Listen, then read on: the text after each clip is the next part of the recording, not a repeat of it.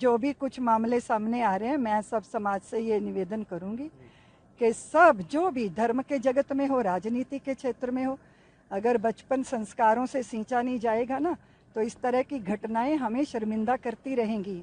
हम भारतीयों के बच्चे तुलसी के पौधे माने जाने चाहिए और उनको संस्कारों के गंगा जल से सींचा जाना चाहिए।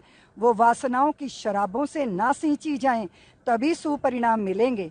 लेकिन मैं एक बात जरूर कहना चाहती हूँ कि अगर गंगा के तट पर कोई भ्रष्ट पंडा हमारे श्रद्धा का दोहन करे तो हम उससे गंगा के प्रति अश्रद्धा नहीं करते।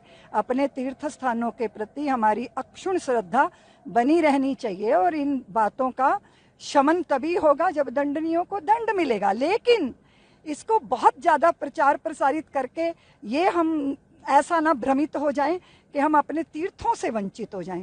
तीर्थों की पवित्रता को, उनकी स्वच्छता को और वहाँ की पावनता को बनाए रखना हमारी भी जिम्मेदारी है, भक्तों की भी जिम्मेदारी है और व्यवस्थापकों की भी जिम्मेदारी है। इसलिए हम सब अपनी अपनी जिम्मेदारियां निभाएं। ये जो घटनाएं हैं ये हमें बता रही हैं कि हमें नैतिक दृष्टि से, चरित्र की दृष्टि से बहुत प्रबल होने की आवश्यकता है। जो कहा जा रहा है वो आचरण में होना चाहिए। मनसा वाचा कर्मणा हम एक हों, ताकि कम से कम इतना तो हमें नैतिक आधार रहे कि किसी के द्वारा अर्पित की गई न्यौछावर पर हमारी गिद्ध दृष्टि ना हो। इसीलिए ये सब संस्कार घर घर बहुत जरूरी है, क्योंकि माँ की कोख से लेके 14 साल तक व्यक्ति का व्यक्तित्व बन चुका होता है। वो जहाँ जाएगा अगर वो चरित्रवान है तो वो किसी दूसरे के धन पर कभी दृष्टि नहीं रखेगा। लेकिन अगर उसकी आधार भूमि गड़बड़ है, बुनियादी खराब है, तो जहाँ जाएगा वहाँ तो एक बेईमान को नौकरी से हटा दिया गया। तो ये था कि भाई इसको कहाँ लगाएं, ये हर जगह बेईमानी करता है। तो बोले अब इसको लगाना तो है तो लहरें गिनने के लिए लगा दो, वहां तो इसको बेईमानी करने का कोई अवसर ही नहीं मिलेगा। तो पता चला तट पे बैठे रहो, लहरें गिना करो। तो अब उस आदमी ने वहां भी रास्ता निकाल लिया। उसने नाव वालों को रोक दिया, बोले तुम नाव लेके आते हो तो मैं लहरों की गिनती में गड़बड़ हो जाती है, तो मुझे कुछ दो तब मैं तुम्हारी नाव आने दूंगा।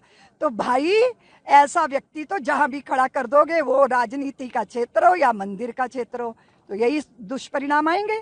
इसलिए जिम्मेदारी हम सबकी है। और एक बात कह दूं, हो सकता है आप लोग मुझे ट्रोल करवा दो, पर करवा दो, अब मैं क्या करूं। किसी के पतन का जश्न ना मनाएं तो अच्छा है, उसका समाधान ढूंढें। बद्रीनाथ टेम्पल में, बद्रीनाथ मंदिर में जो थोड़ी गड़बड़ी हुई है उसके लिए हेमंत द्विवेदी ने तुरंत जांच का आदेश सरकार से करने का आग्रह किया है और उन्होंने जो दोषी पाया गया था उसके खिलाफ तुरंत एफआईआर दर्ज किया। उत्तराखंड सरकार संवेदनशील है। उत्तराखंड के यशस्वी मुख्यमंत्री पुष्कर सिंह धामी जी इन कार्यों में सबसे आगे रहते हैं और कोई गड़बड़ी नहीं आने देंगे उत्तराखंड में। ये सरकार का संदेश भी है, आदेश भी है, निर्देश भी है और जनमानस से अपील भी है।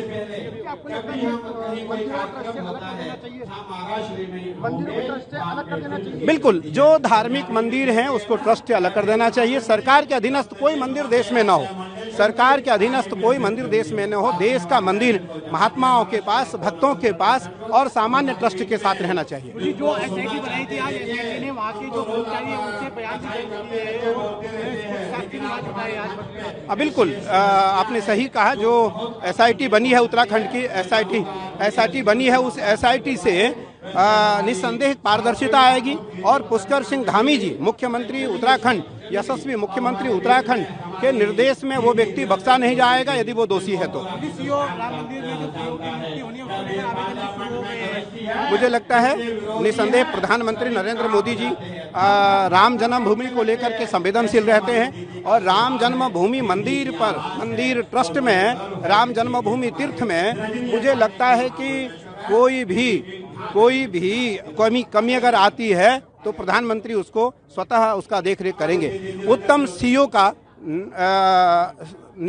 सीईओ स्थापित हो, उत्तम सीईओ का चयन हो, उत्तम सीईओ वहाँ स्थापित किए जाएं। मुझे लगता है इस पर प्रधानमंत्री जी, योगी जी का मत चल रहा होगा और प्रधानमंत्री जी के निर्देशन में कोई देश का ईमानदार, सज्जन और कर्मठ सीईओ ही राम जन्मभूमि तीर्थ का सीईओ बनेगा।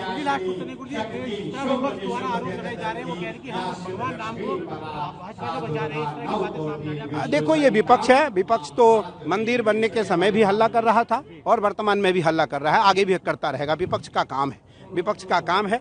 मेरा काम है धर्म को बचाना, परंपरा को बचा करके रखना, परंपराओं को बचा करके स्थापित रखना है। और मुझे लगता है कि उसमें प्रधानमंत्री नरेंद्र मोदी जी एक तिल के बराबर भी किसी प्रकार की कोई कमी नहीं छोड़ेंगे धर्म परंपराओं को बचाने में। जो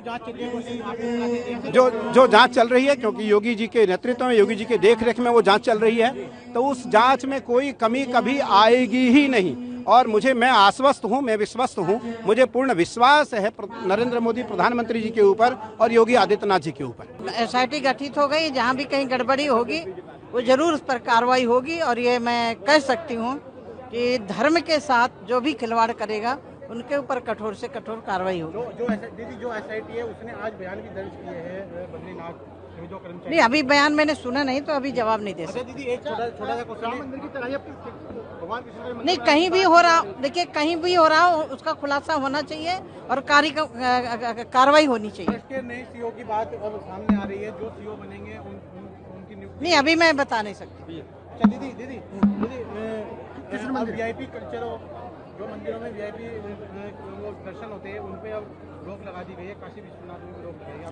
नहीं, वैसे देखिए व्यवस्था तो आम जनता के लिए, वैसे वीआईपी सबके लिए एक जैसी होनी चाहिए और मुझे लग रहा है ये बहुत अच्छी, लेकिन उसको भी अच्छी व्यवस्थित, मैंने देखा वृंदावन में बहुत अच्छी व्यवस्था कर दी है। तो कहीं भी हमारे तीर्थ क्षेत्र हैं वहाँ अच्छी व्यवस्था हो जिससे आम जनता की पहुँच हो और आम जनता श्रद्धा से भगवान का नमन कर सके। अच्छा दीदी, 9 अगस्त को जैसे राम मंदिर नहीं, मैंने सुना नहीं, अभी उस पर कोई जवाब नहीं, अभी मैं उस पर कोई जवाब नहीं।